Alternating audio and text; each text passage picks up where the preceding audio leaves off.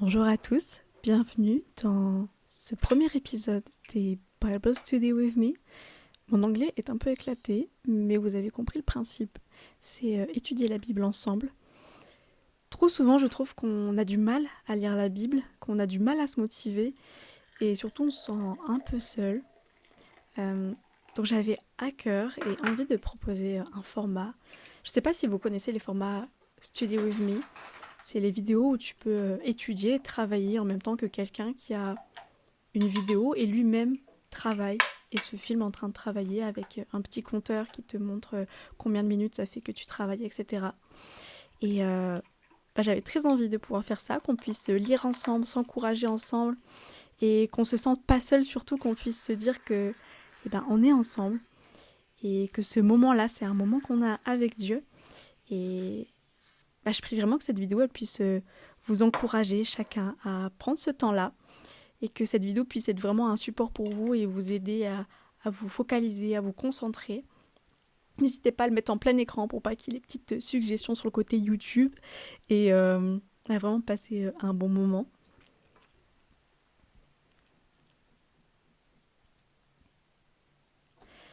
Ce que j'aimerais qu'on fasse ensemble, du coup, c'est qu'on étudie des livres de la Bible. Et je voulais commencer par un livre assez court et qu'on puisse faire dans le mois de mars. Et j'ai pensé à Philippiens. Merci à une de mes amies qui m'a donné un peu le conseil. Mais Philippiens, c'est 4 chapitres, donc ça fait un chapitre par semaine qu'on peut se faire ensemble. Et écoutez, moi j'ai très hâte de commencer ça avec vous. Donc je vous emmène avec moi pour cette première étude biblique ensemble. Alors je vais pas vous faire des commentaires, etc. Mais je veux juste qu'on passe du temps ensemble dans la présence de Dieu. Alors je t'invite à prendre ta Bible, quelques stylos. Moi je rajoute, j'aime bien, c'est les washi tape, washing tape. J'arrive jamais trop à le dire, mais je pense que tu as compris, c'est les petits scotch hyper jolis que tu trouves chez Action. Bien sûr, ta petite boisson. Moi j'ai toujours mon petit café. Ici c'est un petit mocha, voilà. Mais tu peux prendre ta tisane, ton matcha. Et j'ai aussi mes post-it, hyper importants, pour prendre des notes. D'ailleurs, si tu n'as pas d'espace sur le côté de ta Bible, c'est un bon moyen de prendre des notes. Moi, j'ai la Bible Second 21, Bible de bord. Donc j'ai petits espaces sur le côté pour pouvoir écrire mes notes, dessiner. C'est vraiment parfait. Pour l'ambiance, j'aime bien mettre une petite bougie, rien que pour l'odeur. C'est magnifique.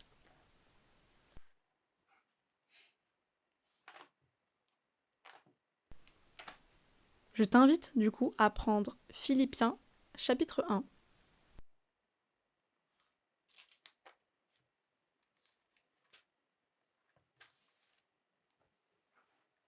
De la part de Paul et Timothée, serviteurs de Jésus-Christ, à tous les saints en Jésus-Christ qui sont à Philippe, aux responsables et aux diacres, que la grâce et la paix vous soient données de la part de Dieu notre Père et du Seigneur Jésus-Christ.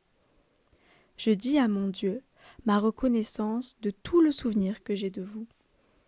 Dans toutes mes prières, pour vous tous, je ne cesse d'exprimer ma joie à cause de la part que vous prenez à l'Évangile depuis le premier jour jusqu'à maintenant. Je suis persuadée que celui qui a commencé en vous cette bonne œuvre la poursuivra jusqu'à son terme, jusqu'au jour de Jésus-Christ. Il est juste que je pense cela de vous tous, parce que je vous porte dans mon cœur, vous qui participez tous à la même grâce que moi, aussi bien dans ma détention que dans la défense et l'affermissement de l'Évangile. En effet, Dieu m'est témoin que je vous chéris avec toute la tendresse de Jésus-Christ. Et voici ce que je demande dans mes prières, c'est que votre amour augmente de plus en plus en connaissance et en pleine intelligence, pour que vous puissiez discerner ce qui est essentiel. Ainsi, vous serez purs et irréprochables pour le jour de Christ, remplis du fruit de justice qui vient par Jésus-Christ à la gloire et à la louange de Dieu. Je désire que vous le sachiez, frères et sœurs, ce qui m'est arrivé a plutôt contribué au progrès de l'Évangile. En effet, dans tout le prétoire et partout ailleurs, personne n'ignore que c'est pour Christ que je suis en prison. Et la plupart des frères et sœurs, encouragés dans le Seigneur par mes chaînes, ont plus d'assurance pour annoncer sans crainte la parole.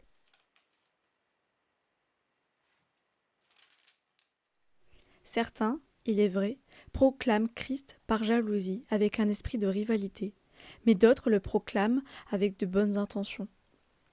Les uns agissent par amour, sachant que je suis là pour la défense de l'Évangile. Les autres, animés d'un esprit de rivalité, annoncent Christ avec des attentions qui ne sont pas pures et avec la pensée d'augmenter les souffrances de ma détention. Qu'importe, de toute manière, que ce soit pour de mauvaises raisons, que ce soit sincèrement, Christ est annoncé. Je m'en réjouis et je m'en réjouirai encore, car je sais que cela aboutira à mon salut, grâce à vos prières et à l'assistance de l'Esprit de Jésus-Christ. Conformément à ma ferme attente et à mon espérance, je n'aurai honte de rien. Mais maintenant, comme toujours, la grandeur de Christ sera manifestée avec une pleine assurance dans mon corps, soit par ma vie, soit par ma mort. En effet, Christ est ma vie et mourir représente un gain. Cependant, s'il est utile pour ma tâche que je vive ici-bas, je ne saurais dire ce que je dois préférer. Je suis tiraillée des deux côtés. J'ai le désir de m'en aller et d'être avec Christ, ce qui est de beaucoup le meilleur. Mais à cause de vous, il est plus nécessaire que je continue à vivre ici-bas. Persuadée de cela, je sais que je resterai et demeurerai avec vous tous pour votre progrès et votre joie dans la foi. Grâce à mon retour auprès de vous, vous aurez alors, dans ma personne, une raison d'éprouver encore plus de fierté en Jésus-Christ. Seulement, conduisez-vous d'une manière digne de l'évangile de Christ.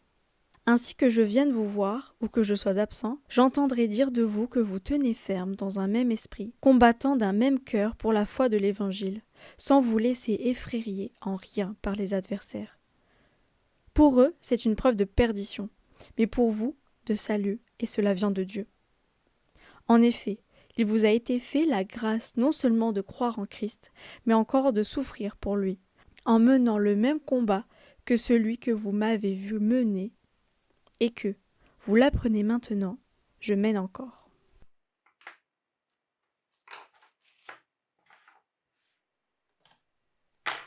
Je t'encourage du coup, après avoir fini ta lecture, à relire un peu ce que tu viens de lire et à prendre ce temps-là dans le silence. En tout cas, moi j'aime beaucoup, donc je te partage mon silence.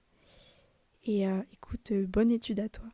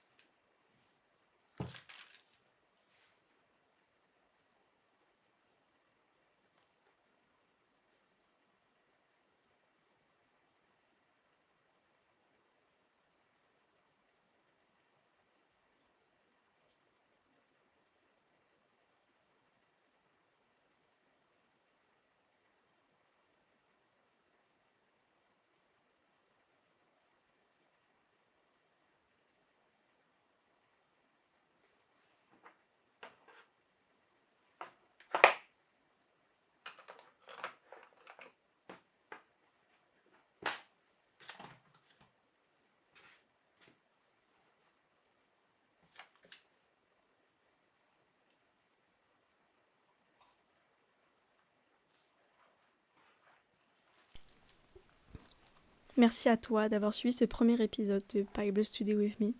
Ça m'a fait plaisir qu'on puisse étudier ensemble. J'aimerais te partager un verset que j'ai retenu de ce premier chapitre de Philippiens et que j'ai pris dans mes notes du coup. C'est le verset 27. Ainsi que je vienne vous voir ou que je sois absent, j'entendrai dire de vous que vous tenez ferme dans un même esprit, combattant d'un même cœur pour la foi de l'Évangile, sans vous laisser effrayer en rien par les adversaires.